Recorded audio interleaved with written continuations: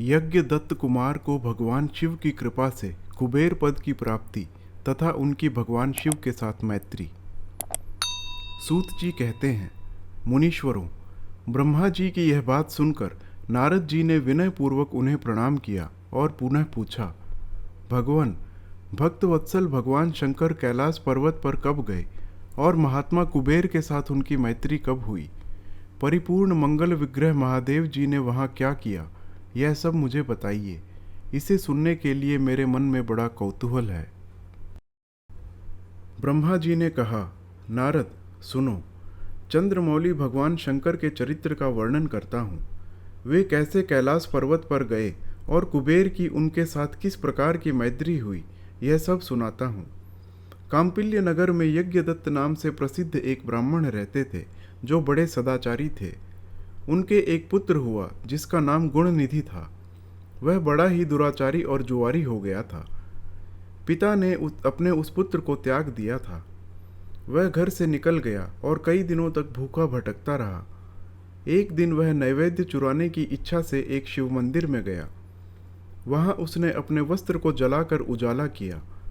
यह मानो उसके द्वारा भगवान शिव के लिए दीपदान किया गया।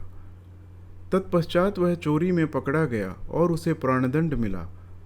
अपने कुकर्मों के कारण वह यमदूतों द्वारा बांधा गया। इतने में ही भगवान शंकर के पार्षद वहां आ पहुंचे और उन्होंने उससे उनके बंधन से छुड़ा लिया। शिवगणों के संग से उसका हृदय शुद्ध हो गया था, अतः वह उन्हीं के साथ तत्काल शिवलोक में चला गया। वहां सारे दिव्य भोगों का उपभोग तथा उमा महेश्वर का सेवन करके कालांतर में वह कलिंगराज अरिंदम का पुत्र हुआ। वहां उसका नाम था दम। वह निरंतर भगवान शिव की सेवा में लगा रहता था। बालक होने पर भी वह दूसरे बालकों के साथ शिव का भजन किया करता था। वह क्रमशः युवावस्था को प्राप्त हुआ और पिता के परलोक गमन के पश्चात राज सिंहासन पर बैठा। राजा दम बड़ी प्रसन्नता के साथ सब और शिव धर्मों का प्रचार करने लगे। भूपाल दम का दमन करना दूसरों के लिए सर्वथा कठिन था। ब्राह्मण समस्त शिवालयों में दीपदान करने के अतिरिक्त वे दूसरे किसी धर्म को नहीं जानते थे। उन्होंने अपने राज्य में रहने वाले समस्त ग्रामाध्यक्षों को बुलाकर यह आज्ञा दे दी कि शिव मंदिर में दीपदान करना सबके लिए अनिवार्य होगा। जिस जिस ग्रामाध्यक्ष के गांव में जितने शिवालय हों, वहां वहां बिना कोई विचार किए सदा दीप जलाना चाहिए। आजीवन इसी धर्म का पालन करने के कारण राजा दम ने बहुत बड़ी धर्म संपत्ति का संचय कर लिया। फिर वे काल धर्म के अधीन हो गए। दीपदान की वासना से युक्त होने के कारण उन्होंने शिवालयों में बहुत से दीप जलवाए और उसके फलस्वरूप जन्मांतर में वे रत्नमय दीपों की प्रभा के आश्रय हो अलकापुरी के स्वामी हुए। इस प्रकार भगवान शिव के लिए किया हुआ थोड़ा सा भी पूजन या आराधन समयानुसार महान फल देता है। ऐसा जानकर उत्तम सुख की इच्छा रखने वाले लोगों को शिव का भजन अवश्य ही करना चाहिए। वह दीक्षित का पुत्र, जो सदा सब प्रकार के अधर्मों में ही रचा पचा रहता था, दैवयोग से शिवालय में धन चुराने के लिए गया और उसने स्वार्थवश अपने कपड़े को दीपक की बत्ती बनाकर उसके प्रकाश से शिवलिंग के ऊपर का अंधेरा दूर कर दिया। इस सत्कर्म के फलरूप वह कलिंग देश का राजा हुआ और धर्म में उसका अनुराग हो गया। फिर दीप की वासना का उदय होने से शिवालयों में दीप जलवाकर उसने यह दिक्पालक का पद पा लिया। मुनीश्वर, देखो तो सही, कहाँ उसका वह कर्म और कहाँ यह दिक्पाल की पदवी, जिसका यह मानव धर्मा प्राणी इस समय यहाँ उपभोग कर रहा है। तात, यह तो उसके ऊपर शिव के संतुष्ट होने की बात बताई गई। अब एक चित्त होकर सुनो कि किस प्रकार सदा के लिए उसकी भगवान शिव के साथ मित्रता हो गई। मैं इस प्रसंग का तुमसे वर्णन करता हूँ। नारद, पहले के पाद्मकल्प की बात है। मुझ ब्रह्मा के मानस पुत्र पुलस्त्य से विश्रवा का जन्म हुआ और विश्रवा के पुत्र वैश्रवण कुबेर हुए। उन्होंने पूर्व काल में अत्यंत उग्र तपस्या के द्वारा त्रिनेत्रधारी महादेव की आराधना करके विश्वकर्मा की बनाई हुई इस अलकापुरी का उपभोग किया। जब वह कल्प व्यतीत हो गया और मेघवाहन कल्प आरंभ हुआ, उस समय वह यज्ञदत्त का पुत्र, जो प्रकाश का दान करने वाला था, कुबेर के रूप में अत्यंत दुस्सह तपस्या करने लगा। दीपदान मात्र से मिलने वाली शिव भक्ति के प्रभाव को जानकर वह शिव की चित्त प्रकाशिका काशिकापुरी में गया और अपने चित्त रूपी रत्नमय प्रदीपों से 11 रुद्रों को उद्बोधित करके अनन्य भक्ति एवं स्नेह से संपन्न हो वह तन्मयता पूर्वक शिव के ध्यान में मग्न हो निश्चल भाव से बैठ गया। जो शिव की एकता का महान पात्र है, तप रूपी अग्नि से बढ़ा हुआ है, काम क्रोधादि महाविघ्न रूपी पतंगों के आघात से शून्य है, प्राण निरोध रूपी वायु शून्य स्थान में निश्चल भाव से प्रकाशित है, निर्मल दृष्टि के कारण स्वरूप से भी निर्मल है तथा सद्भाव रूपी पुष्पों से जिसकी पूजा की गई है, ऐसे शिवलिंग की प्रतिष्ठा करके वह तब तक तपस्या में लगा रहा जब तक उसके शरीर में केवल अस्थि और चर्म मात्र ही अवशिष्ट नहीं रह गए। इस प्रकार उसने 10,000 वर्षों तक तपस्या की। तदनंतर विशालाक्षी पार्वती देवी के साथ भगवान विश्वनाथ कुबेर के पास आए। उन्होंने प्रसन्न चित्त से अलकाप्रति की ओर देखा। वे शिवलिंग में मन को एकाग्र करके ठूंठे काठ की भांति स्थिर भाव से बैठे थे। भगवान शिव ने उनसे कहा, अलकापते, मैं वर देने के लिए उद्यत हूँ, तुम अपना मनोरथ बताओ। यह वाणी सुनकर तपस्या के धनी कुबेर ने ज्यों ही आंखें खोल कर देखा, त्यों ही उमा वल्लभ भगवान श्रीकंठ सामने खड़े दिखाई दिए। वे उदय काल के सहस्रों सूर्यों से भी अधिक तेजस्वी थे और उनके मस्तक पर चंद्रमा अपनी चांदनी बिखेर रहे थे।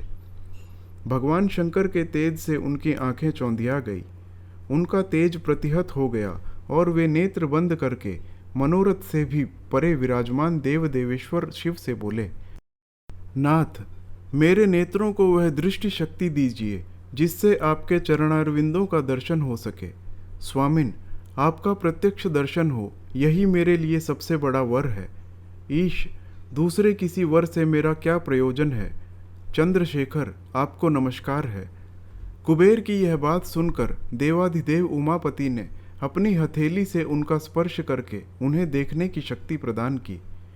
दृष्टि शक्ति मिल जाने पर यज्ञदत्त के उस पुत्र ने आंखें फाड़ फाड़ कर पहले उमा की ओर ही देखना आरंभ किया। वह मन ही मन सोचने लगा, भगवान शंकर के समीप यह सर्वांग सुंदरी कौन है? इसने कौन सा ऐसा तप किया है जो मेरी तपस्या से बढ़ गया है? यह रूप, यह प्रेम, यह सौभाग्य और यह असीम शोभा सभी अद्भुत हैं। वह ब्राह्मण कुमार बार बार यही कहने लगा। जब बार बार यही कहता हुआ वह क्रूर दृष्टि से उनकी ओर देखने लगा, तब वामा के अवलोकन से उसकी बाईं आंख फूट गई। तदनंतर देवी पार्वती ने महादेव जी से कहा, प्रभो, यह दुष्ट तपस्वी बार बार मेरी ओर देख कर क्या बक रहा है? आप मेरी तपस्या के तेज को प्रकट कीजिए। देवी की यह बात सुनकर भगवान शिव ने हंसते हुए उनसे कहा, उमे, यह तुम्हारा पुत्र है। यह तुम्हें क्रूर दृष्टि से नहीं देखता, अपितु तुम्हारी तपः संपत्ति का वर्णन कर रहा है। देवी से ऐसा कहकर भगवान शिव पुनः उस ब्राह्मण कुमार से बोले, वत्स, मैं तुम्हारी तपस्या से संतुष्ट होकर तुम्हें वर देता हूँ। तुम निधियों के स्वामी और गुह्यकों के राजा हो जाओ। सुव्रत, यक्षों, किन्नरों और राजाओं के भी राजा होकर पुण्य जनों के पालक और सबके लिए धन के दाता बनो। मेरे साथ तुम्हारी सदा मैत्री बनी रहेगी और मैं नित्य तुम्हारे निकट निवास करूँगा। मित्र, तुम्हारी प्रीति बढ़ाने के लिए मैं अलका के पास ही रहूँगा। आओ, इन उमा देवी के चरणों में साष्टांग प्रणाम करो, क्योंकि ये तुम्हारी माता हैं। महाभक्त यज्ञदत्त कुमार, तुम अत्यंत प्रसन्न चित्त से इनके चरणों में गिर जाओ। ब्रह्मा जी कहते हैं, नारद, इस प्रकार वर देकर भगवान शिव ने पार्वती देवी से फिर कहा, देवेश्वरी, इस पर कृपा करो। तपस्विनी, यह तुम्हारा पुत्र है। भगवान शंकर का यह कथन सुनकर जगदम्बा पार्वती ने प्रसन्नचित्त हो यज्ञदत्त कुमार से कहा, वत्स, भगवान शिव में तुम्हारी सदा निर्मल भक्ति बनी रहे। तुम्हारी बाई आंख तो फूट ही गई, इसीलिए एक ही पिंगल नेत्र से युक्त रहो। महादेव जी ने जो वर दिए हैं वे सब उसी रूप में तुम्हें सुलभ हों। बेटा, मेरे रूप के प्रति ईर्ष्या करने के कारण तुम कुबेर के नाम से प्रसिद्ध होगे। इस प्रकार कुबेर को वर देकर भगवान महेश्वर पार्वती देवी के साथ अपने विश्वेश्वर धाम चले गए। इस तरह कुबेर ने भगवान शंकर की मैत्री प्राप्त की और अलकापुरी के पास जो कैलाश पर्वत है वह भगवान शंकर का निवास हो गया। भगवान शिव का कैलाश पर्वत पर गमन तथा सृष्टि खंड का उपसंहार। ब्रह्मा जी कहते हैं, नारद मुने, कुबेर के तपोबल से भगवान शिव का जिस प्रकार पर्वत श्रेष्ठ कैलाश पर शुभागमन हुआ वह प्रसंग सुनो। कुबेर को वर देने वाले विश्वेश्वर शिव जब उन्हें निधिपति होने का वर देकर अपने उत्तम स्थान को चले गए, तब उन्होंने मन ही मन इस प्रकार विचार किया, ब्रह्मा जी के ललाट से जिनका प्रादुर्भाव हुआ है तथा जो प्रलय का कार्य संभालते हैं, वे रुद्र मेरे पूर्ण स्वरूप हैं। अतः उन्हीं के रूप में मैं गुह्यकों के निवास स्थान कैलाश पर्वत को जाऊंगा।